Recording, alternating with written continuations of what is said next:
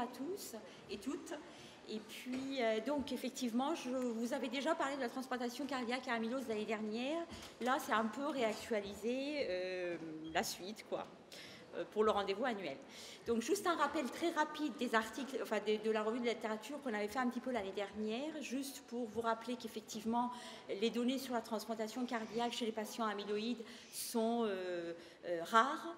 C'est des très petites séries. Par exemple, la série de Mayo Clinic, qui donc est une série publiée en 98 sur 8 patients, ou les séries plus récentes, multicentriques, américaine sur 10 patients, et puis la série française sur 8 patients par Aude Mignot et l'équipe de Poitiers, donc, qui a été publiée en 2008. Et donc, tous ces résultats montraient sur les petites séries qu'effectivement, les patients avec amylose peuvent bénéficier de la transplantation, mais avec des résultats quand même à moyen et long terme pas aussi bons que les autres patients greffés, en particulier pour deux raisons. La première raison, c'est le risque de récidive de la maladie sur le cœur. Et la deuxième raison, c'est la progression de la maladie, et donc les patients mourraient de l'histoire un petit peu naturelle de leur maladie amyloïde. Donc ça, c'est l'histoire. Après, on a des données un peu plus récentes et plus intéressantes, je dirais, en particulier ce papier qui a été publié, ce papier qui a été publié en 2014, donc tout récent. Donc l'équipe de Massachusetts qui ont repris de façon rétrospective leurs patients qui ont été transplantés, leurs patients amyloïdes qui ont été transplantés entre 2000 et 2011.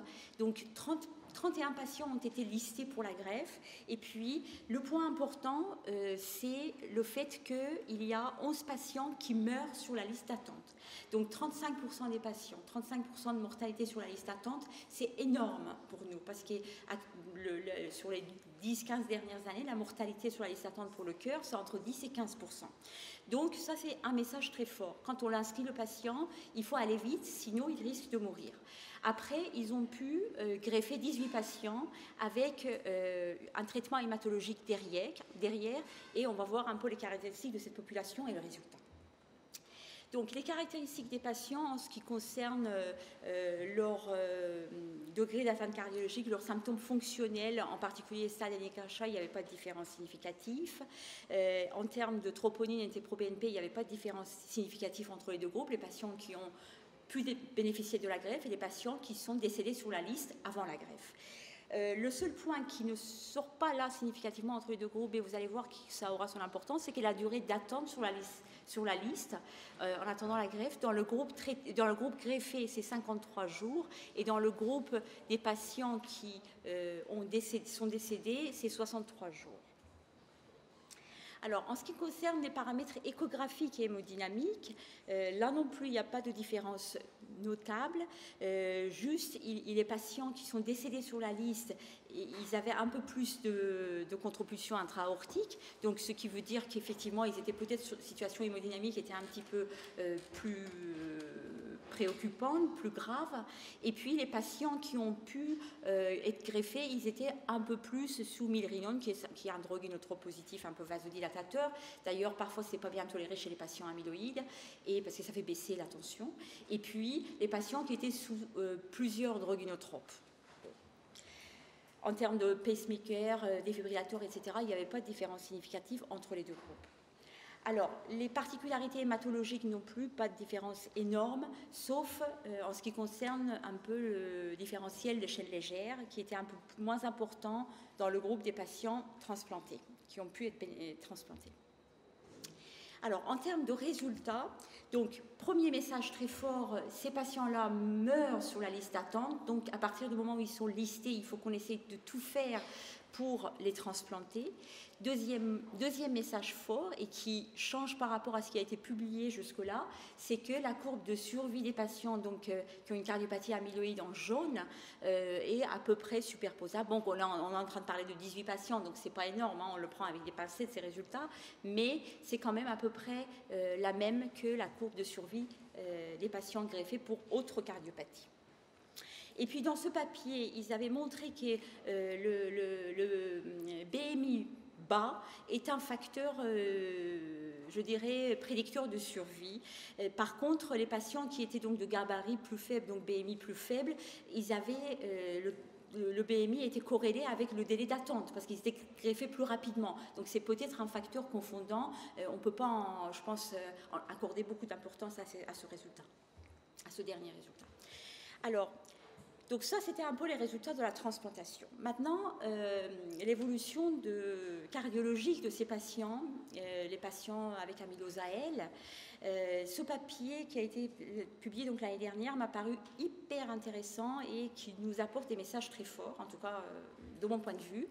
Donc c'est un papier un peu collaboratif européen qui rapporte le résultat concernant les patients, 346 patients atteints d'amylose AL et qui étaient en stade 3 de clinique Mayo en termes d'atteinte cardiaque, c'est-à-dire NT-proBNP supérieur à 332 et les troponines un peu élevées avec les taux que vous voyez là. C'est bien sûr étude rétrospective,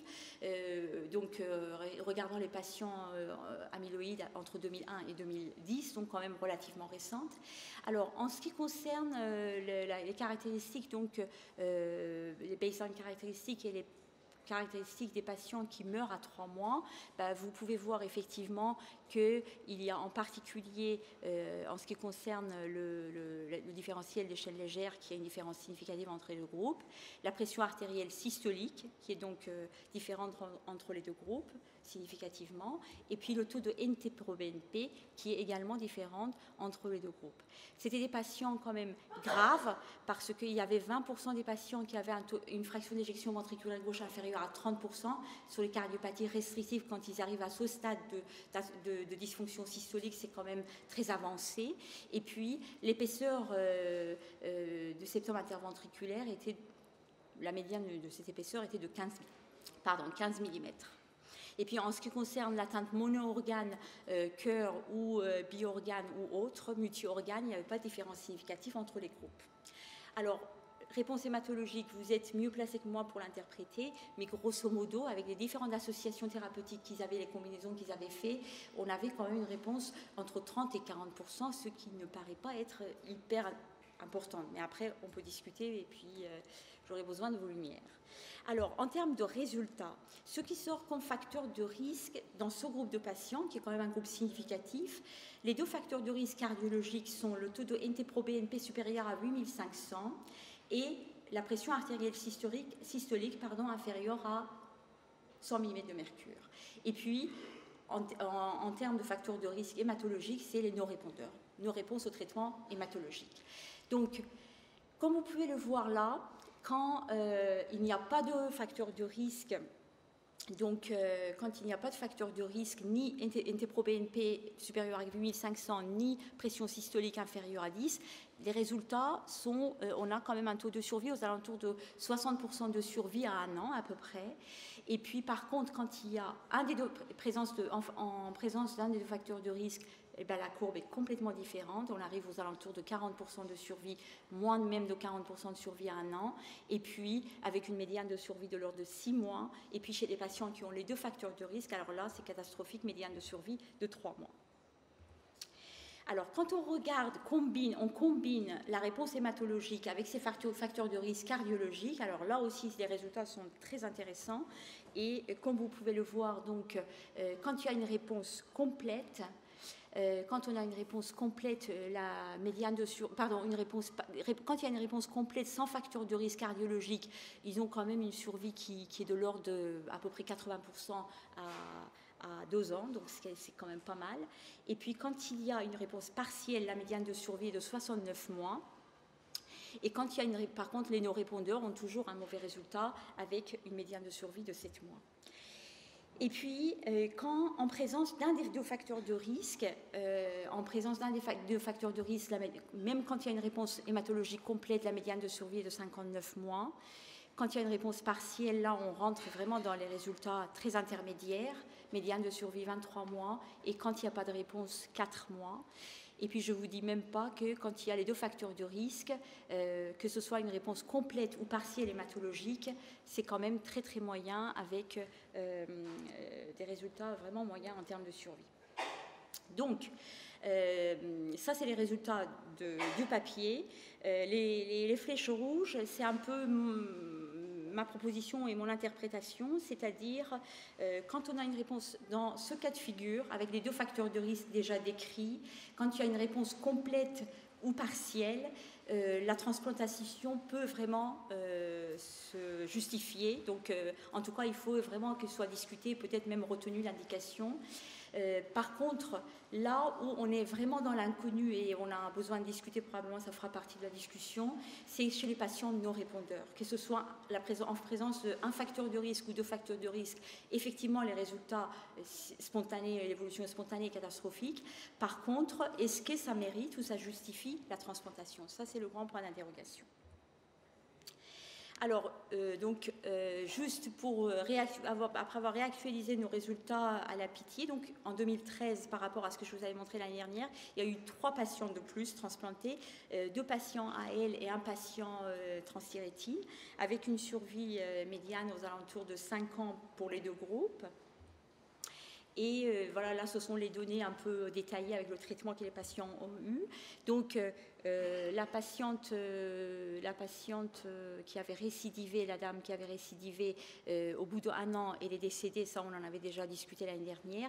Et dans les patients greffés récemment, il y a le patient de 28 ans qui nous refait à peu près à moins d'1 an de greffe une récidive de la maladie avec une atteinte rénale, qui est par ailleurs suivie à Saint-Louis et donc qui est sous traitement, par contre qui répond positivement au traitement et qui est pour l'instant qui se porte bien. Et ça, je passe. Donc, en conclusion, j'aurais tendance à dire que cardiopathie amyloïde arrivée au stade d'insuffisance cardiaque avancée et terminale, on est très limité avec le traitement médical. Les inotropes, c'est vraiment point d'interrogation et qui n'ont pas vraiment d'indication. L'assistance circulatoire longue durée ne se justifie pas à cause des problèmes techniques qu'on avait discutés l'année dernière, c'est-à-dire petite cavité, donc les problèmes techniques en termes de hémolyse, en termes de problèmes de fonctionnement de la machine. L'ECMO, la circulation donc extracorporelle transitoire, peut être une solution d'attente, mais chez le patient pour qui il y a un projet thérapeutique avec la transplantation cardiaque. Par contre, la question essentielle reste de pouvoir définir le bon moment et pouvoir prioriser ces patients-là à partir du moment où l'indication est retenue.